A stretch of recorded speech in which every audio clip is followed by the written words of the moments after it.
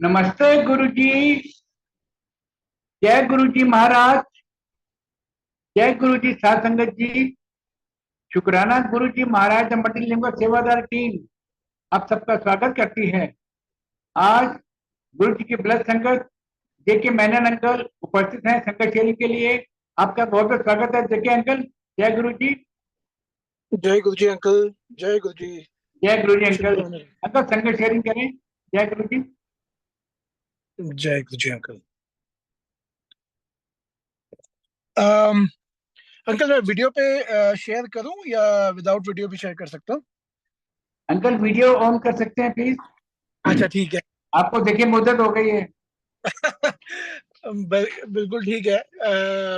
However आज मैं in fact मैं ट्रैवल कर रहा था और आपको ऐसा होता है ना कि गुरु महाराज बिल्कुल आपको मौका देते हैं, आपको एक बताते हैं कि किस समय पर कब आपने क्या करना है। आप ये डिसाइड नहीं करते कि आप कब आपके साथ में क्या होने वाला है। आप बेसिकली होता इस तरह से है कि गुरु महाराज जो है वो डिसाइड करते हैं कि कब क्या होने वाला है। आज का जो सत्संग है जो मैं शेयर कर रहा हूँ, इट्स काइंड ऑफ ये एक वो एक्सपीरियंस है, शायद वो मेरे अलावा और कोई एक्सपीरियंस कर नहीं सकता। इन द सेंस बिकॉज हर किसी की जिंदगी में हर चीज बड़ी स्पेशल सी होती है। और आज का दिन गुरु महाराज ने, देखिए, हो सकता है कि ये सत्संग में कभी और कहीं और किसी और तरीके से सुना था, बट शर्मा आंटी का कहना, सुरेश अंकल का कहना, सुरेश अंकल ने एक बार पीछे भी जो है वो एक बार मुझे कहा था, और मैं उस दिन वो सत्संग नहीं कर पाया था, उसका वट एवर द रीजन रहा हो। लेकिन समय, जगह और कारक, इन तीनों का जो मिश्रण होता है वो गुरु महाराज ही करा सकते हैं। हर कर सकता है, या जो वो है जो कि सब कुछ मैनेज करता है। हमें ऐसा लगता है कि हम मैनेज कर रहे हैं, बट ऐसा कुछ है नहीं। सो जो हो रहा है और जो होगा और जैसा भी होगा मेरी जिंदगी में, ये बात तो तय है कि वो गुरु महाराज ही करते हैं और वो ही करेंगे। आप सभी अगर मुझे बहुत अच्छी तरह से सुन पा रहे हैं तो मुझे बस एक बार बोलिएगा। अगर कहीं पे कोई डिस्टरबेंस है तो भी बताइएगा प्लीज।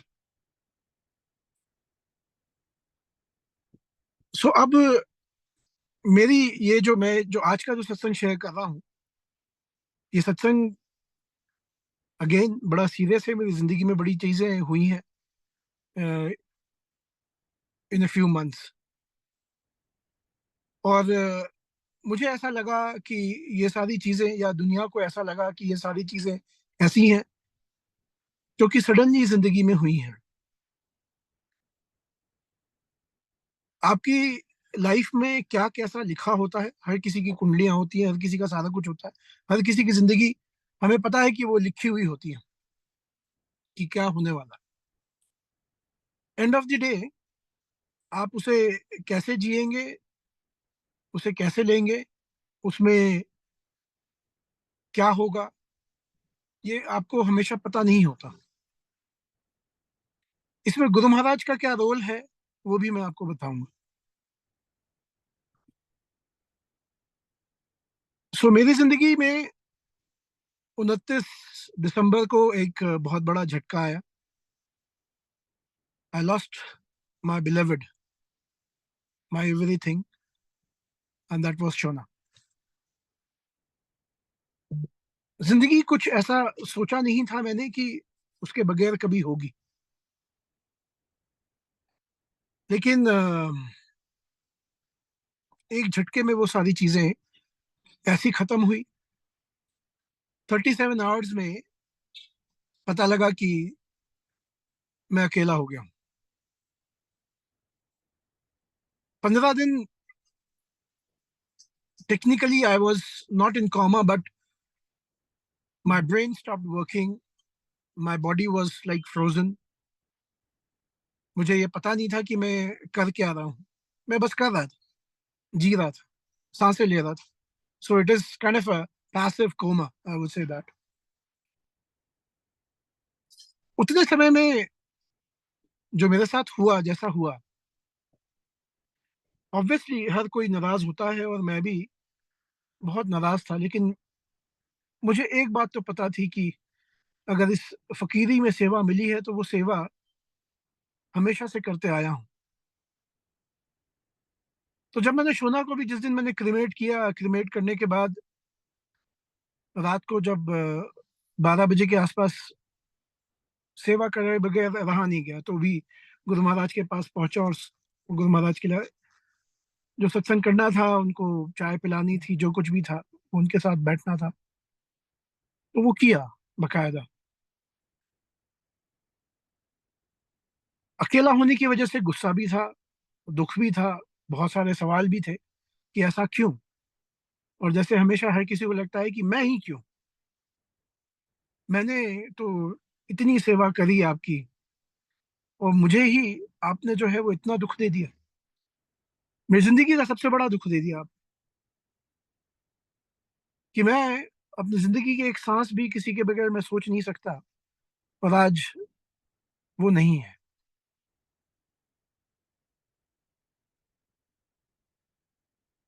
अब कुछ समय जब बीता, बीतने के बाद उससे बाहर निकलने वाली बात आई, तो सबसे पहले वही सवाल कि ऐसा क्यों। गुरु महाराज के साथ बैठे रातों रात, जैसे पहले मैं बैठता था, रात रात बैठा होता था गुरु महाराज के साथ, वैसे ही रात रात गुरु महाराज के साथ बैठे रहना, सुबह सत्संग कर लेना, ऐसे ही चलता रहा। और वो, लेकिन वो जो समय गुरु महाराज के साथ जो बीता और जो उन्होंने जो उस समय ज्ञान कराया, सो हम सभी बड़े मोही हैं, निर्मोही नहीं है हम। हमें हर चीज से, जो हमें प्यार करता है, जो हमें अच्छा लगता है, उससे बहुत मोह हो जाता है। हम इस बात को समझने की कोशिश नहीं करते हैं कि हम सभी की, हालांकि उन्होंने बहुत बार कहा, बताया, समझाया कि हर किसी की जर्नी अपनी अलग है। उसकी जर्नी, उसकी जो रूह की जर्नी है, उसकी सोल की जो जर्नी है, वो चाहे वो गुरु महाराज के साथ है, चाहे आप किसी को भी, अपने खुदा को, जिसको भी आप मानते हो, उसकी जर्नी अपने आप में बिल्कुल अलग है। और उस जर्नी में कभी कोई आपके साथ आता है और कुछ समय बिताता है और चला जाता है। लेकिन जो आपकी जर्नी है अपने खुदा के साथ, वो आपने खुद बितानी है, और वो आपने खुद ही बितानी पड़ेगी। उस जर्नी में मेरी क्या जर्नी थी या है, शोना की क्या जर्नी थी, अभी हम इन दो चीजों पे चलते हैं, फिर हम आगे चलेंगे।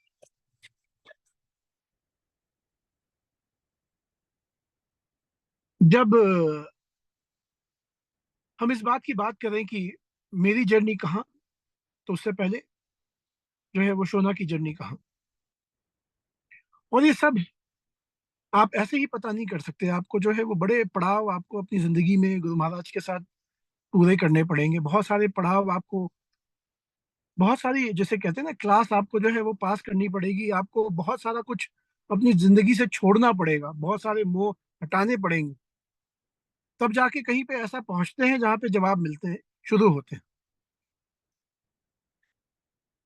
तो पहले तो समझने की कोशिश करी कि गुरु महाराज कह क्या रहे हैं, कि शोना की जर्नी कहाँ पे है, कैसे है, क्यों है, और इतनी शॉर्ट क्यों रही। सो हर किसी की रूह को पूरा मौका मिलता है अपनी अपनी अगली जमात में जाने का, अपनी अगली क्लास में जाने का। शोना के साथ भी कुछ ऐसा ही था। वो गुरु महाराज की सेवा करते करते, इतनी सेवा करते करते, उसे बहुत जल्दी मोक्ष की प्राप्ति हुई। वो उसकी अपनी जर्नी थी। जैसे हम पढ़ते हैं कुंडलियों में कि दशाएं होती हैं, सो उतार चढ़ाव तो है ही है, हम उसे मना तो कर ही नहीं सकते। लेकिन उसको संभाल के कैसे लेके जाना है, कहाँ पे संभाल हो जाएगी, कहाँ पे संभाल नहीं होगी, कहाँ पे हम बच जाएंगे, कहाँ पे हम नहीं बचेंगे, ये हम सोचते हैं। बट जो एक रूह है वो ये देखती है कि what is the opportunity that I am going to get to exit from this body and move into the next space. उसे इस शरीर से कोई मोह नहीं है। इस शरीर को उसने केवल धारण किया है ताकि वो अपने इस तरह के कर्म कर सके जिससे उसे अगले जमात, अगले क्लास में उसे अपग्रेड मिल सके। ऐसा ही कुछ शोना के साथ हुआ। इतनी सेवा करने के बाद जब उसे एक एक विंडो मिला जहां पे वो अगली जमात में जा सकती थी, तो क्योंकि जो रूह है, उस रूह का किसी के साथ में कोई अटैचमेंट नहीं होता, वो डिटैच्ड होती है। जब उसको मौका मिला उसने एग्जिट किया, और बखूबी बड़ी तरीके से एग्जिट किया, बगैर किसी मोह के। मेरे से इतनी इतना प्यार होने के बावजूद भी उस रूह का कोई मोह नहीं है। So when you usually call in in a term called we are soulmates, there is nothing that is called soulmates. Every soul has got its own journey, a separate journey. They get attached for some time. That's all. They are mates for some time. That's all. Beyond that, उनकी अपनी journey होती है। सो उन्होंने, शोना की जो soul थी उसने वहां पे वो एग्जिट लिया। अब बात आती है इस सवाल पे कि जिसके बगैर मुझे ऐसा लगता था कि मैं जिंदा नहीं रह सकता हूँ, मैं जिंदा कैसे हूं और क्यों हूं। सबसे बड़ी बात, कैसे हूं वो तो पता लग रहा है, सवाल ये आता है कि मैं जिंदा क्यों हूं। क्योंकि मैंने तो अपने जीवन का एक रिटायरमेंट ले लिया था, एक एग्जिट ले लिया था कि अब मैं इस देश में वापस आ गया हूं, और यहाँ से अब मैं और शोना जो है वो एक रिटायरमेंट की जिंदगी चलाएंगे आराम से। It it doesn't matter, you can retire at any as if you have achieved your targets, your goals. So you could feel it that way. So हमें ऐसा लगा, and we could retire. We just went on retiring, so did it. But वो उस ऊपर वाले को मंजूर नहीं है। उसने वो रिटायरमेंट जो है वो शोना को पूरी तरह दे दी, लेकिन वो रिटायरमेंट मुझे नहीं दी। और अगर वो रिटायरमेंट मुझे नहीं दी तो मेरा सवाल बड़ा क्लियर उनसे था कि मुझे क्यों जिंदा रखा है। Then why my soul cannot exit? क्योंकि गुरु महाराज से हम अपने शरीर की बातें तो कर ही नहीं सकते, हम तो सिर्फ अपने सोल की बातें करते हैं, उसके कनेक्शन की बात करते हैं, उसको अपग्रेड करने की बात करते हैं।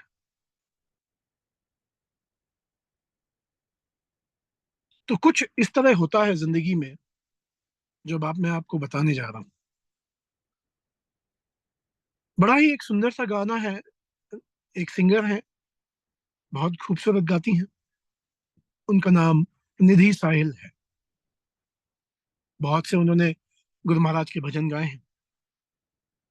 उनका भी शुक्राना कि उन्होंने मैं तो हूं तेरी कठपुतली, ये वाला भजन आप सभी ने सुना होगा। और वो भजन करीब 2.5 साल पहले, अब यहां से आप देखिए दूसरा चैप्टर शुरू होता है एक अलग सा। करीब 2.5 साल पहले से मैं ये भजन लगा रहा था। मुझे इस भजन में बहुत ही सुकून आता था कि मैं तो हूँ तेरी कठपुतली, जैसे चाहे नचाए, so on and so forth, like that. और मुझे ऐसा लगता था कि जैसे शोना ने मुझे अपनी डोर मेरे हाथों में दे दी हुई है, एंड एक दूसरे को हम समर्पित समर्पित हैं, एक दूसरे को वो समर्पण है। तो इसलिए जब भी ऐसा गाना वो चले तो मैं आंख बंद करके जब भी देखूं तो मैं शोना को उसमें ढूंढने की, देखने की कोशिश करता। बट द प्रॉब्लम वाज, उस गाने में जब आंख बंद करके मैं जब देखता था, तो जो साया उसमें, उस गाने में सूफी तरीके से जो डांस कर रहा है, जो कर रही है, उसका जो बॉडी स्ट्रक्चर है, वो बॉडी स्ट्रक्चर शोना से मैच नहीं होता, और चेहरा दिखाई देता नहीं। और मैं इस बात से, आप ये ना कहें कि परेशान, बट मैं बड़े डिफिकल्ट स्टेज में था कि if she is the only one I have, अगर मैं अपने कल्पना में भी जाता हूं तो मैं उसी के बारे में सोचता हूँ। और सबसे बड़ी प्रॉब्लम ये है कि वो जो लड़की, वो जो सूफी स्टाइल में डांस कर रही है, वो चेहरा नहीं देखा। मुझे बड़ी परेशानी थी उसमें। समय बीता, और फरवरी की बात है। फरवरी को जो कालका पिंजौर में जो सत्संग होता है, महासत्संग, जो मंथली सत्संग होता है, उस सत्संग में दो बातें हुई। पहली बात, मैंने गुरु महाराज की आरती करने से मना कर दिया। मैंने कहा कि गुरु महाराज, आपकी आरती मैंने हमेशा जोड़े में करी है, मैं अकेले नहीं करूंगा। दूसरी बात, जब ये सत्संग में, ये सत्संग जब खत्म हुआ, उसके बाद ये गाना चला, ये भजन, मैं तो हूं तेरी कठपुतली। जब ये भजन चला, मेरी आंखें बंद हुई। फिर से नजारा वही था, एक सूफी स्टाइल में एक लड़की लड़की जो है वो नाचते हुए आती है, and then the magic happens. मुझे उस लड़की का चेहरा नजर आता है, and I am kind of, आज ये चेहरा क्यों नजर आया। बहरहाल, मैंने अपनी अपना जो लंगर था वो मैंने फिनिश किया, घर आ गया। 2 दिन बाद मेरे एक बहुत पुराने, मैं उन्हें दोस्त कहूं या काइंड ऑफ मेंटर, और I don't know, he is very old to me, but we have been in touch since like 1997, 1998। उन्हें मेरी स्थिति पता थी कि क्या हुआ क्या नहीं हुआ, और उन्होंने मुझे एक फोटो भेजी, और उन्होंने कहा कि क्या ये लड़की तुम्हें पसंद है। जब मैंने वो फोटो व्हाट्सएप पे देखी, मुझे समझ नहीं आया कि ये हुआ क्या है। क्योंकि जो मैंने उस समय सत्संग में, मैं तो हूँ तेरी कठपुतली के गाने पे पहली बार जो फेस देखा था, वो फेस और इस लड़की का फेस एक ही था। मैं नाम नहीं जानता था, लेकिन एकदम ऐसा हुआ कि ये क्या हुआ। मैंने इमीडिएटली उनको कॉल किया और मैंने कहा, ये कौन है, आपने मेरे को इसकी फोटो कैसे भेजी, आप कैसे जानते हो। तो उन्होंने बताया किस तरह से वो जानते हैं। पर मेरा सवाल था कि आपको कब ये फोटो मिली, आपका क्या है? मैंने कहा आज ही सुबह मुझे किसी ने भेजा कि in case if you know someone जो कि अच्छे हों, we are looking for a match for my sister.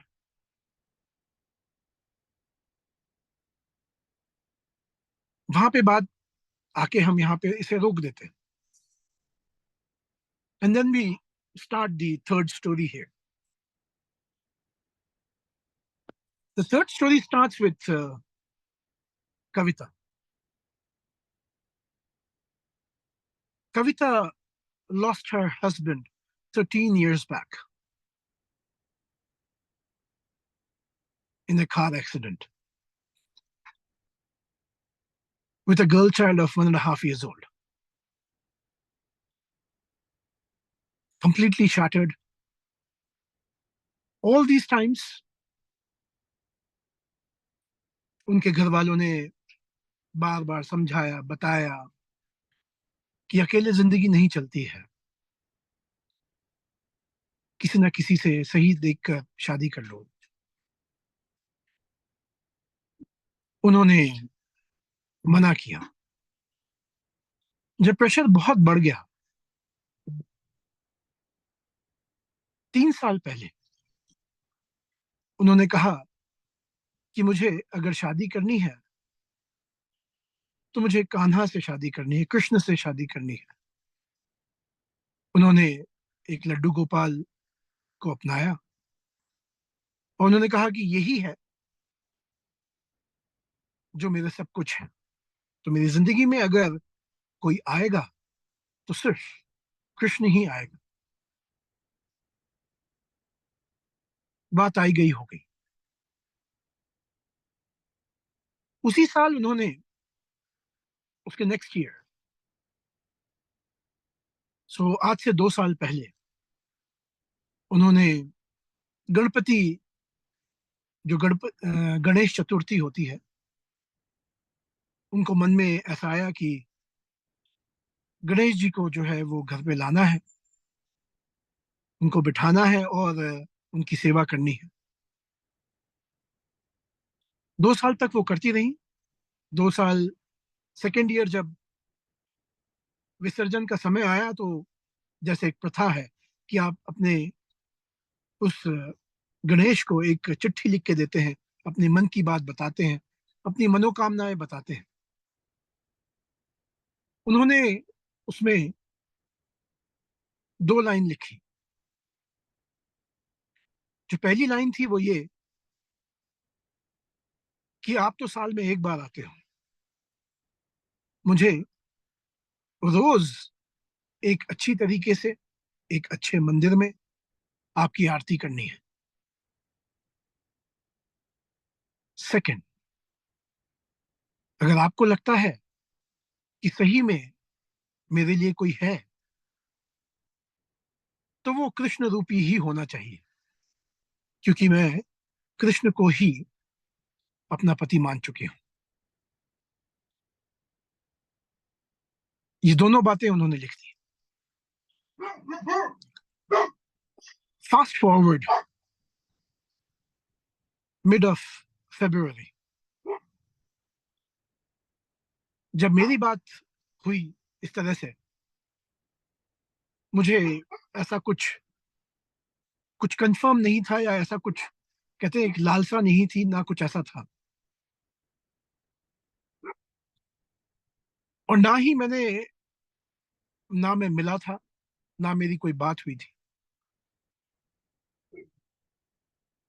Parameters बड़े स्ट्रांग, बड़े क्लियर, कृष्ण होना चाहिए। सो उनके ब्रदर ने उन्हें बताया कि जिसके बारे में हम बात कर रहे हैं उसका नाम जय कृष्ण है।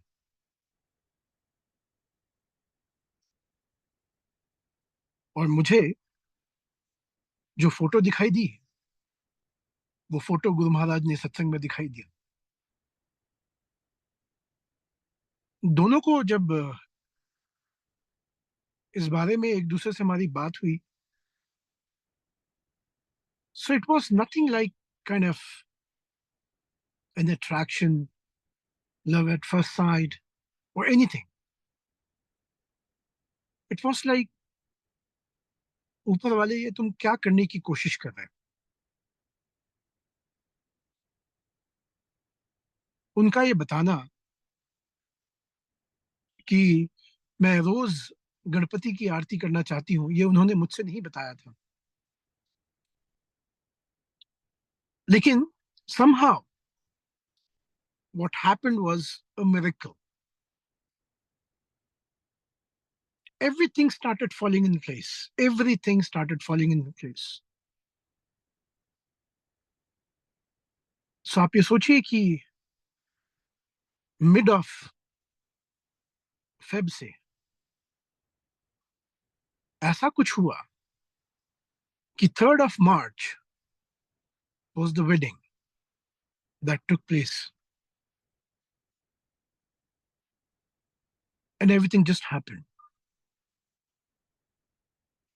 जब वो घर आई तो सबसे पहले मैंने उनसे ये कहा कि आज से गणपति की आरती आप करेंगे, मैं नहीं करूंगा. And she was stunned because that is what she wanted to do and she never told me about it. And I was stunned because मैंने गुरु महाराज से ये कहा था कि मैं अगली बार आरती आपकी जो है, जब ये सत्संग होगा बड़ा वाला, मैं अकेला नहीं करूंगा, मैं जोड़े में ही करूंगा. गणपति ने अपनी बात रखी, कृष्ण ने अपनी बात रखी और गुरु महाराज ने अपनी बात रखी. अगर मुझे ये ऐसा लगता है कि ये सारी बातें शायद मैंने करी हैं, मैंने मैनेज करी हैं, या कविता को ऐसा लगे कि उसने मैनेज करी है, तो जिंदगी में हमने ऐसा कुछ सोचा ही नहीं था. ऊपर वाले ने क्यों किसी को साइड में करके किसी को बीच में लेके आया, ये उसका प्लान है. ये हमारी औकात से बाहर है, सोच से बाहर है कि ऐसा कभी हो सकता है. और तो और, किसी एक बच्चे ने अपनी जिंदगी में किसी को पापा नहीं बुलाया था.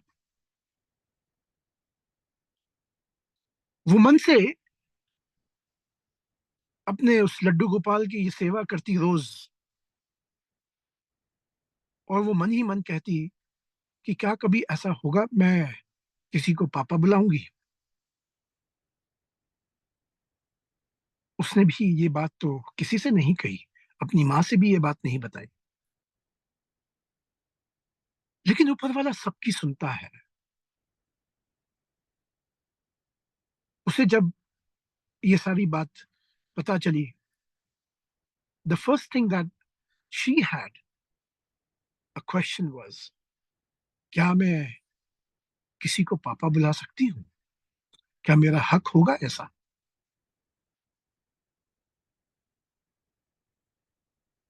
There are different souls, has got different journeys. We as bodies, it's irrelevant that we listen to our bodies. आज मैं जो सत्संग कर पा रहा हूँ, ये सत्संग तो शायद मैं अपने फेसबुक पेज पे भी कर सकता था, बट सुरेश वासन अंकल क्यों कहेंगे, शर्मा आंटी क्यों कहेंगे? मैं यहाँ हाईवे पे बैठ के गाड़ी साइड में लगा के मैं सत्संग क्यों करूंगा? ये सब किसी और ने रचा हुआ है, कोई और चला रहा है. हमें तो सिर्फ उस रास्ते पे चलना है, बिल्कुल डिटैच होके, सेवा भाव से, ये सोचते हुए समझते हुए कि ये जिंदगी जो है अपने आप को संवारने के लिए नहीं बनी है. ये जिंदगी दूसरों की जिंदगी संवारने के लिए, सुधारने के लिए बनी हुई. आप अपने लिए तो सब कुछ कर सकते हो, कौन सी बड़ी बात है? इस दिमाग में इतनी ताकत होती है, इस शरीर में इतनी ताकत होती है कि हम सब कुछ हासिल कर सकते हैं. बस ऊपर वाली की कृपा होनी चाहिए। लेकिन इससे एक बहुत बड़ी बात है, आप कहते हो ना कि आप जिंदगी सेवा में बिताना चाहते हो, तो दूसरों की आप सेवा करके तो देखिए, दूसरों के लिए जी कर तो देखिए, दूसरों के लिए प्यार बांट करके तो देखिए। वो प्यार लेने से ज्यादा प्यार देने में आपको ज्यादा मजा आएगा, क्योंकि जीवन का मौज ही उसमें है। आप जितना, जिसके लिए आप कर सकते हो उतना करिए।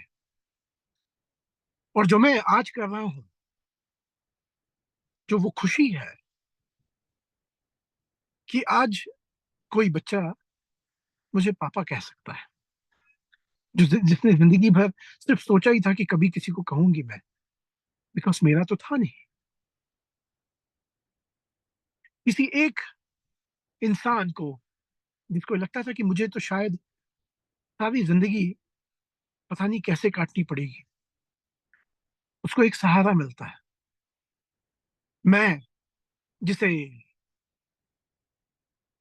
जिसे आप कह सकते हैं कि मैं कंप्लीटली दिशाहीन हो गया था, मुझे पता ही नहीं था कि जिंदगी कैसे चलेगी आगे, उसे एक साथ मिल जाता है। ऐसा ना मेरी हिम्मत थी, ना मेरी capacity,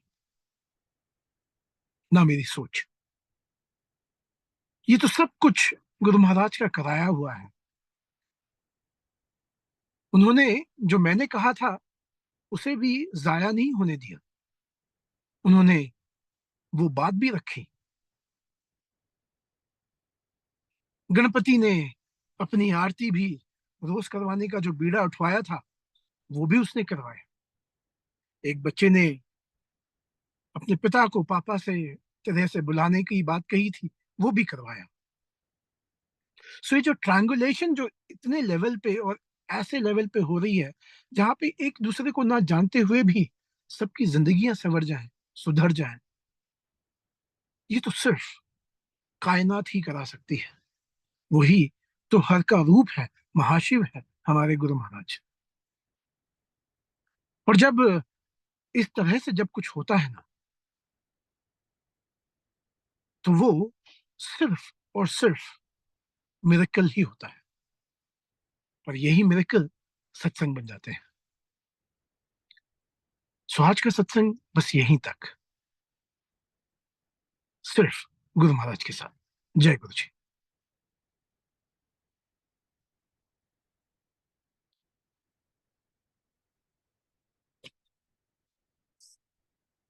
Suresh uncle, you may take over now.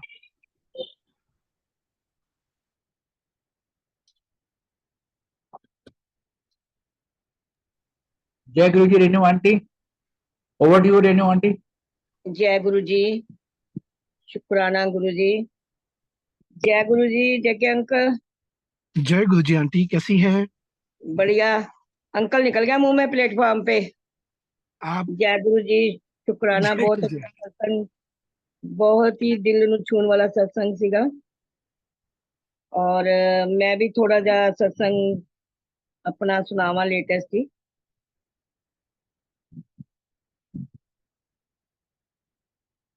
जय गुरु जी। ਮਲਟੀਲਿੰਗੁਅਲ ਪਰਿਵਾਰ ਨੂੰ ਵੀ ਸਭ ਨੂੰ ਜੈ ਗੁਰੂ ਜੀ। ਵਾਸਨ ਅੰਕਲ, ਤੁਹਾਡਾ ਸ਼ੁਕਰਾਨਾ, ਇੱਕ ਵਾਰੀ ਫੇਰ ਪਲੇਟਫਾਰਮ ਤੇ ਖੜਾ ਕੀਤਾ ਮੈਨੂੰ। ਮੇਰੀ ਆਵਾਜ਼ ਆ ਰਹੀ ਹੈ? हेलो,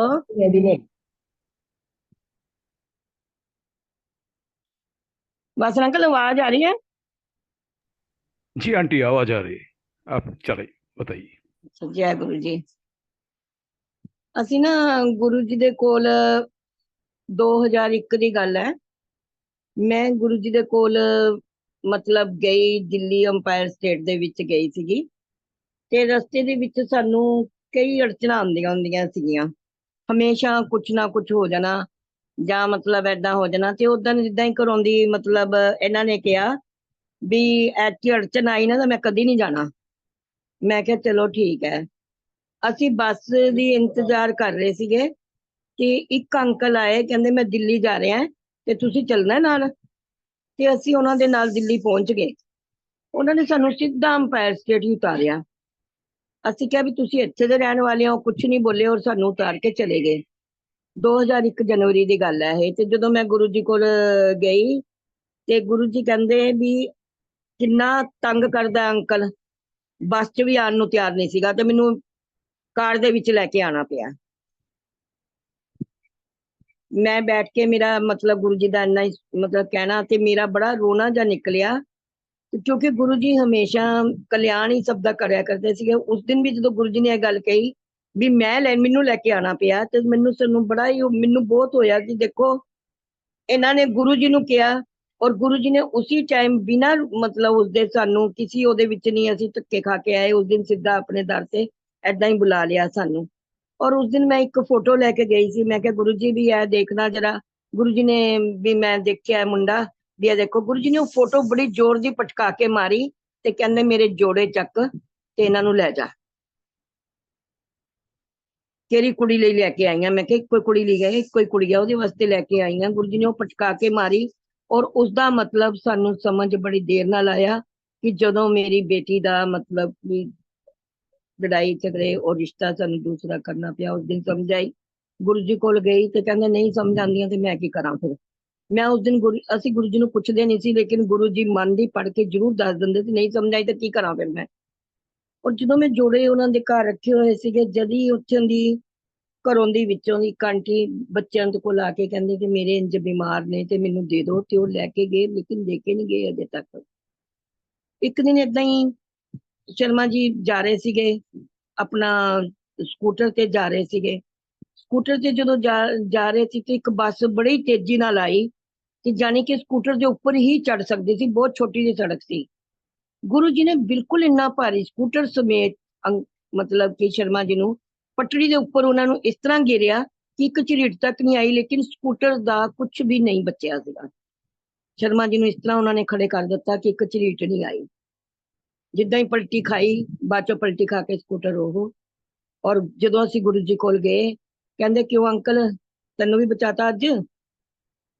ਔਰ ਗੁਰੂ ਜੀ ਇਸ ਤਰ੍ਹਾਂ ਸਾਰਿਆਂ ਦਾ ਕਲਿਆਣ ਕਰਦੇ ਹੁੰਦੇ ਸੀ। ਇੱਕ ਦਿਨ ਕੀ ਹੋਇਆ ਕਿ ਅਸੀਂ ਬੈਠੇ ਹੋਏ ਸੀਗੇ, ਸਾਰੇ ਜਣੇ ਕਹਿੰਦੇ ਸੀ ਅੱਜ ਇਹਨੂੰ ਜਾਣ ਨਹੀਂ ਦੇਣਾ, ਇਹ ਕੱਲ ਦੀ ਤਿਆਰੀ ਕਰ ਰਹੀ ਹੈ, ਸਾਨੂੰ ਇਹਦੇ ਜਾਣ ਦਾ ਪਤਾ ਲੱਗ ਜਾਂਦਾ, ਸਾਡੇ ਵਾਸਤੇ ਪ੍ਰਸ਼ਾਦੇ ਬਣਾ। ਸਾਡੇ ਸਾਰੇ ਰਿਸ਼ਤੇਦਾਰ ਬੈਠੇ ਸੀ, ਮੈਂ ਰਾਤ ਨੂੰ ਪ੍ਰਸ਼ਾਦਾ ਬਣਾਇਆ। ਸਾਰੇ ਕਹਿੰਦੇ ਅਸੀਂ ਵੀ ਇੱਥੇ ਹੀ ਸੋਣਾ, ਅਸੀਂ ਵੀ ਨਾਲ ਜਾਣਾ ਇਹਦੇ। ਇਸ ਤਰ੍ਹਾਂ ਹੀ ਉਹਨਾਂ ਨੂੰ ਗੁਰੂ ਜੀ ਨੇ ਉਹਨਾਂ ਨੂੰ ਘਰ ਪਹੁੰਚਾਤਾ। ਮੈਂ ਸਵੇਰੇ ਆਣਾ ਸੀਗਾ ਤੇ ਇੱਕਦਮ ਫੋਨ ਵੀ ਆਇਆ ਵੀ ਹਾਂ ਸ਼ਰਮਾ ਆਂਟੀ ਨੂੰ ਭੇਜ ਦਿਓ ਇੱਧਰ। ਅਸੀਂ ਚਲੇ ਗਏ ਔਰ ਗੁਰੂ ਜੀ ਦੇ ਕੋਲ ਜਿੱਦਾਂ ਹੀ ਗਏ ਗੁਰੂ ਜੀ ਨੇ ਜਾਂਦੇ ਕਿਹਾ ਕਿੰਨੇ ਕੁ ਰਿਸ਼ਤੇਦਾਰ ਰੱਖੇ ਹੋਏ ਆ। ਗੁਰੂ ਜੀ ਨੂੰ ਮੈਂ ਕਹਿੰਦੀ ਹਾਂ ਗੁਰੂ ਜੀ ਇੱਕ ਤੁਸੀਂ ਰਿਸ਼ਤੇਦਾਰ ਹੋ, ਇੱਕ ਤੁਹਾਡੀ ਸੰਗਤ ਰਿਸ਼ਤੇਦਾਰ ਹੈ। ਔਰ ਦੇਖੋ ਕਿੰਨੇ ਸਾਲਾਂ ਬਾਅਦ ਇਹੀ ਸੰਗਤ ਇੱਥੇ ਪਲੇਟਫਾਰਮ ਤੇ ਮਿਲੀ ਹੈ ਔਰ ਇੰਨਾ ਸੁਣਨ ਨੂੰ ਮਿਲ ਰਿਹਾ। ਜੋ ਸਤਸੰਗ ਗੁਰੂ ਜੀ ਬਾਰ-ਬਾਰ ਬ੍ਰੇਨ ਸਟੈਮ ਦਾ ਮੇਰੇ ਤੋਂ ਕਰਵਾਉਂਦੇ ਸੀ, ਉੱਥੇ ਵੀ ਹੈ ਆਂਟੀ ਕਰ, ਸ਼ਰਮਾ ਆਂਟੀ ਇਹ ਸਤਸੰਗ ਨੂੰ ਕਰ। ਉਹ ਸਤਸੰਗ ਅੱਜ ਪਲੇਟਫਾਰਮ ਤੇ ਵੀ ਕਿੰਨੀ ਵਾਰ ਹੋਏ ਨੇ। ਇੱਕ ਦਿਨ ਮੇਰੀ ਇੱਕ ਫਰੈਂਡ ਦੇ 20 ਸਾਲਾਂ ਬਾਅਦ ਮੁੰਡਾ ਹੁੰਦਾ ਹੈ ਤੇ ਉਹ ਬੜੇ ਖੁਸ਼ ਹੁੰਦੇ ਨੇ ਵੀ ਚਲੋ ਪਰਮਾਤਮਾ ਨੇ ਸਾਨੂੰ ਮੁੰਡਾ ਦਿੱਤਾ। ਜਦੋਂ ਹਸਪੀਟਲ ਗਏ ਆ, ਉਹ ਨਰਸਿੰਗ ਹੋਮ ਦੇ ਵਿੱਚ ਸੀਗੇ, ਕਿ ਉਹ ਕਹਿਣ ਲੱਗੇ ਵੀ ਅਸੀਂ ਮੁੰਡੇ ਦਾ ਆਪਰੇਸ਼ਨ ਕਰਨਾ ਤਾਂ ਬੱਚਾ ਬਚੇਗਾ, ਅਦਰਵਾਈਜ਼ ਬੱਚਾ ਨਹੀਂ ਬਚਾ ਸਕਦੇ। ਉਹਨਾਂ ਨੇ ਕਿਹਾ ਵੀ ਅਸੀਂ ਬੱਚਾ ਨਹੀਂ ਬਚਦਾ, ਕੋਈ ਗੱਲ ਨਹੀਂ, ਆਪਰੇਸ਼ਨ ਨਹੀਂ ਕਰਾਣਾ, ਵੀ ਤੁਸੀਂ ਏਦਾਂ ਕਰ ਦਿਓ। ਉਹਨਾਂ ਨੇ ਬਿਨਾਂ ਆਪਰੇਸ਼ਨ ਦੇ ਬੱਚਾ ਪੈਦਾ ਕਰਕੇ ਉਹਨਾਂ ਨੂੰ ਚਿੱਟੇ ਕੱਪੜੇ 'ਚ ਲਪੇਟ ਕੇ ਬੁਰੀ ਤਰ੍ਹਾਂ ਬੰਨ ਕੇ ਉਹਨਾਂ ਨੂੰ ਦੇ ਦਿੱਤਾ। ਮੈਂ ਜਾਣਾ ਸੀਗਾ ਦੇਖਣ ਵਾਸਤੇ ਵੀ ਉਹਦੇ ਕੀ ਹੋਇਆ ਤੇ ਮੈਂ ਗੁਰੂ ਜੀ ਦਾ ਇੱਕ ਛੋਟੀ ਜਿਹੀ ਫੋਟੋ ਸਾਨੂੰ ਮਿਲਿਆ ਕਰਦੀ ਸੀ ਲਗਾਉਣ ਨੂੰ, ਮੈਂ ਉਹਨੂੰ ਲੈ ਗਈ। ਜਦੋਂ ਮੈਂ ਨਾਲ ਲੈ ਕੇ ਗਈ ਤੇ ਉਹ ਉਸ ਨੂੰ ਹੱਥ ਵਿੱਚ ਲੈ ਕੇ ਚਿੱਟੇ ਕੱਪੜੇ 'ਚ ਬੰਨੇ ਹੋਏ ਦੱਬਣ ਵਾਸਤੇ ਜਾ ਰਹੇ ਸੀਗੇ। ਮੈਂ ਉਹਨਾਂ ਨੂੰ ਕਿਹਾ ਵੀਰ ਜੀ ਕੀ ਹੋਇਆ? ਕਹਿੰਦੇ ਬੇਟਾ ਹੋਇਆ ਪਰ ਰਿਹਾ ਨਹੀਂ, ਅੱਖਾਂ 'ਚ ਹੰਝੂ ਸੀਗੇ। ਮੈਂ ਕਿਹਾ ਚਲੋ 1 ਮਿੰਟ ਨਾ ਇਹਦੇ ਉੱਪਰ ਗੁਰੂ ਜੀ ਦੀ ਫੋਟੋ ਲਗਾ ਦਿੰਦੇ ਆ ਕਿ ਤਾਂ ਕਿ ਸਾਰਿਆਂ ਨੂੰ ਇਹਨੂੰ ਵੀ ਸ਼ਾਂਤੀ ਰਹੇ, ਦੱਬਣ ਤੋਂ ਪਹਿਲੇ ਬਾਕੀ ਵੀ ਸਾਰੇ ਸ਼ਾਂਤੀ ਹੋਏ। ਮੈਂ ਕਿਹਾ ਲੋ ਭਾਜੀ ਇਹਨਾਂ ਦੇ ਉੱਪਰ ਇਹ ਫੋਟੋ ਰੱਖ ਦੋ। ਜਿੱਦਾਂ ਹੀ ਉਹ ਭਾਜੀ ਉਹਦੇ ਉੱਪਰ ਫੋਟੋ ਰੱਖਣ ਲੱਗੇ ਤੇ ਕਹਿੰਦੇ ਰੇਨੂ ਇਹਦੀ ਧੜਕਣ ਜੀ ਮੇਰੀ ਧੜਕਣ ਨਾਲ ਧੜਕੀ ਹੈ, ਮੈਨੂੰ ਲੱਗਿਆ। ਮੈਂ ਨਰਸ ਬੁਲਾਈ ਫਟਾਫਟ। ਮੈਂ ਕਿਹਾ ਵੀ ਤੂੰ ਆ ਤੇ ਤੂੰ 1 ਮਿੰਟ ਦੇਖ ਲੈ। ਕਹਿੰਦੀ ਨਹੀਂ ਜੀ ਅਸੀਂ ਨਹੀਂ ਦੇਖਣਾ, ਕਿਉਂਕਿ ਕੱਲ ਨੂੰ ਤੁਸੀਂ ਮੇਰੇ ਤੇ ਇਲਜ਼ਾਮ ਲਗਾ ਦੋਗੇ ਕਿ ਮੈਂ ਕੁਝ ਕਰਤਾ, ਵੀ ਇਹਨਾਂ ਨੂੰ ਦਿੱਤਾ ਵੀ ਤੁਸੀਂ ਆਪਣਾ ਲੈ ਜਾਓ ਬੱਚਾ ਏਦਾਂ ਹੀ, ਵੀ ਮੈਂ ਕੁਝ ਨਹੀਂ ਕਰ ਸਕਦੀ। ਇੱਕਦਮ ਗੁਰੂ ਜੀ ਦੀ ਇੱਕ ਆਵਾਜ਼ ਇੰਨੀ ਜ਼ੋਰ ਦੀ ਆਉਂਦੀ ਹੈ ਕਿ ਸਿਰ ਤੇ ਹੱਥ ਮਾਰ ਕੇ ਆਉਂਦੀ ਹੈ ਕਿ ਨਰਸ ਨੂੰ ਕਹਿ ਦੇ ਮੂੰਹ 'ਚ ਉਂਗਲੀ ਪਾ ਦੇ। ਔਰ ਮੈਂ ਉਹਨੂੰ ਕਹਿੰਦੀ ਆ ਕਿ ਸਿਸਟਰ ਦੇ ਮੂੰਹ ਚ ਉਂਗਲੀ ਪਾ ਕੇ ਇਹਨੂੰ ਥੋੜਾ ਜਿਹਾ ਉਹ ਕਰ ਦੋ। ਕਹਿੰਦੀ ਨਹੀਂ ਮੈਂ ਤਾਂ ਬਿਲਕੁਲ ਨਹੀਂ ਕਰਨਾ ਹੈਗਾ। ਮੈਂ ਕਿਹਾ ਦੇਖੋ ਸਾਡੇ ਗੁਰੂ ਜੀ ਦੀ ਕਾਗਿਆ ਹੋਈ ਹੈ, ਜੇ ਮੈਨੂੰ ਹੁੰਦੀ ਨਾ ਮੈਂ ਕਰ ਦੇਣੀ ਸੀ, ਜੇ ਭਾਜੀ ਨੂੰ ਹੁੰਦੀ ਭਾਜੀ ਨੇ ਕਰ ਦੇਣੀ ਸੀ। ਇੱਕ ਵਾਰੀ ਪਾ ਲਓ, ਸਾਡਾ ਤਾਂ ਬੱਚਾ ਚਲਾ ਹੀ ਗਿਆ, ਇਹ ਤਾਂ ਮਰਿਆ ਹੀ ਹੋਇਆ। ਅਗਰ ਤੁਸੀਂ ਇੱਕ ਵਾਰੀ ਇਹਦੇ ਮੂੰਹ ਚ ਉਂਗਲੀ ਪਾ ਲੋਗੇ ਅਸੀਂ ਕੁਝ ਨਹੀਂ ਕਹਾਂਗੇ। ਭਾਜੀ ਨੇ ਕੀ ਕੀਤਾ, ਉਹਨੂੰ 100 ਪਤਾ ਨਹੀਂ 200 ਰੁਪਇਆ ਪਤਾ ਨਹੀਂ 150 ਰੁਪਇਆ 250 ਏਦਾਂ ਆਪਣੀ ਜੇਬ ਚੋਂ ਕੱਢ ਕੇ ਉਹਨੂੰ ਦਿੱਤੇ ਵੀ ਐ ਲੈ ਤੂੰ ਇਹ ਲੈ, ਤੈਨੂੰ ਕੁਝ ਨਹੀਂ ਅਸੀਂ ਕਹਾਂਗੇ, ਜਿੱਦਾਂ ਇਹ ਕਹਿੰਦੀ ਹੈਗੀ ਆ ਵੀ ਮੰਨ ਲੈ ਤੂੰ ਇਹਦੀ ਗੱਲ। ਉਹਨੇ ਜਿੱਦਾਂ ਹੀ ਉਹਦੇ ਮੂੰਹ ਦੇ ਵਿੱਚ ਹੱਥ ਧੋ ਕੇ ਆਏ, ਗਲਵਸ ਪਾਏ, ਜਿੱਦਾਂ ਹੀ ਉਹਦੇ ਮੂੰਹ ਦੇ ਵਿੱਚ ਉਂਗਲੀ ਘੁਮਾਈ ਤੇ ਉਹ ਬੱਚਾ ਜ਼ਾਰ ਜ਼ਾਰ ਰੋ ਪਿਆ। ਇੰਨੀ ਜ਼ੋਰ ਦੀ ਰੋਇਆ ਨਾ ਉਹ, ਤੇ ਜਾਨੀ ਕਿ ਉਹਦੇ ਚਿੱਟੇ ਕੱਪੜੇ ਉਤਾਰ ਕੇ ਫਟਾਫਟ ਉਹਨੇ ਵੀ ਸੁੱਟੇ ਔਰ ਫਟਾਫਟ ਅੰਦਰ ਲੈ ਗਏ। ਉੱਪਰੋਂ ਡਾਕਟਰ ਨੂੰ ਬੁਲਾਇਆ ਕਿ ਬੱਚਾ ਚਿੱਕਾ ਮਾਰ ਰਿਹਾ ਹੈ। ਅੱਜ ਉਹ ਬੱਚੇ ਦੇ ਵੀ 2 ਮੁੰਡੇ ਹੈ ਔਰ ਉਹ ਬੱਚਾ ਬਾਹਰ ਹੈ। ਜੈ ਗੁਰੂ ਜੀ, ਸ਼ੁਕਰਾਨਾ ਗੁਰੂ ਜੀ। ਜੈਕੀ ਅੰਕਲ ਤੁਹਾਡਾ ਵੀ ਸਤਸੰਗ ਬਹੁਤ ਅੱਛਾ ਸੀ, ਸ਼ੁਕਰਾਨਾ ਤੁਹਾਡਾ ਵੀ। ਔਰ ਵਾਸਨ ਅੰਕਲ ਤੁਹਾਡਾ ਵੀ ਸ਼ੁਕਰਾਨਾ ਕਿ ਤੁਸੀਂ ਮੈਨੂੰ ਪਲੇਟਫਾਰਮ ਤੇ ਬੁਲਾਇਆ। ਜੈ ਗੁਰੂ जी। जय गुरु जी, जय गुरु जी। देखिए अंकल, संगत एक बार फिर निहार हुई अंकल, आपका ब्लेसफुल डिवाइन जर्नी सुनने के बाद। All the best. गुरु जी महाराज का आशीर्वाद आप सब पर, हम सब पर बना रहे। रेणु शर्मा आंटी जी बहुत बहुत धन्यवाद ਤੁਹਾਡਾ टाइम कट के ਤੁਸੀਂ टाइम कटिया। मैं होस्ट से रिक्वेस्ट करूंगा, गुरु जी महाराज से आगे दिलवाएंगे। जय गुरु जी अंकल। मैं बस यही कहना चाहता हूँ कि गुरु महाराज जो भी करवाते हैं ना, आप उसे बिल्कुल भी क्वेश्चन ना करें, बिल्कुल भी। आप अपनी जिंदगी में ये बिल्कुल ना सोचें कि ये आप करना चाहते हो या आपकी मोह माया की वजह से जो आप करना चाहते हो वो करेंगे। अगर आप ये कहते हैं कि you are submitted to Guru जी, सबसे पहले अपने आप को इस शरीर से डिटैच करिए। Be the soul, because only the soul gets connected to Guru ji Maharaj, not anything else. So अगर आपकी सोल कनेक्टेड होगी तो वो वैसे ही चलेगी जैसे गुरु महाराज चलाते हैं। अगर आप वैसे चलेंगे जैसे आपका शरीर चाहता है तो कहीं कुछ और ही होगा। बट आप सभी का बहुत बहुत धन्यवाद, गुरु महाराज का बहुत बहुत धन्यवाद, सुरेश वासन अंकल जी आपका बहुत बहुत धन्यवाद। आपने सभी से ये सत्संग का जो रिक्वेस्ट है वो किया और गुरु महाराज ने वो सत्संग करवाया। आप सभी को जय गुरु जी। जय गुरु जी, जय गुरु जी। ਅੱਜ ਵਾਸਨ ਅੰਕਲ ਜੇਕੇ ਦਾ ਸਤਸੰਗ ਕਾਰ ਚ ਹੋ ਰਿਹਾ ਹੈ। ਆਂਟੀ ਦੇਖ ਲਿਆ ਸੀਗਾ, ਵੱਡੇ ਵੱਡੇ ਸ਼ਹਿਰਾਂ 'ਚ ਇਸ ਤਰ੍ਹਾਂ ਹੀ ਹੁੰਦਾ ਹੈਗਾ। ਹਾਂ ਰਸਤੇ ਚ ਮੈਂ ਖੜੇ ਹੋ ਜਾਓ, ਗੁਰੂ ਮਹਾਰਾਜ ਕਹਿੰਦੇ ਖੜਾ ਹੋ ਜਾ ਵੀ ਅੱਜ ਜੇਕੇ ਕਾਬੂ ਆਇਆ ਬੜਾ ਔਖਾ। ਫਿਰ ਵੀ ਜੇਕੇ ਸਾਹਿਬ ਦੀ ਬੜੀ ਹਿੰਮਤ ਹੈਗੀ ਕਿ ਜੇ ਆ ਗਏ ਪਲੇਟਫਾਰਮ ਤੇ, ਅੱਜ ਬੜੀ ਮਿਹਰਬਾਨੀ ਇਹਨਾਂ ਦੀ। ਜੈ ਗੁਰੂ ਜੀ, जय गुरु जी, जय गुरु जी, जय गुरु जी, जय गुरु जी। अंकल नेक्स्ट सत्संग आपका घर में बैठ के दरबार के सामने होएगा। बिल्कुल सर, बिल्कुल। आप बिल्कुल अभी जब भी आप चाहो नेक्स्ट सत्संग घर पे ही होगा 100%। जय गुरु जी, जय गुरु जी। जय गुरु जी, शुक्राना गुरु जी, अनंतम अनंतम शुक्राना गुरु महाराज। जय गुरु जी, अनंत शुक्राना गुरु जी, जय गुरु जी, शुक्राना गुरु जी।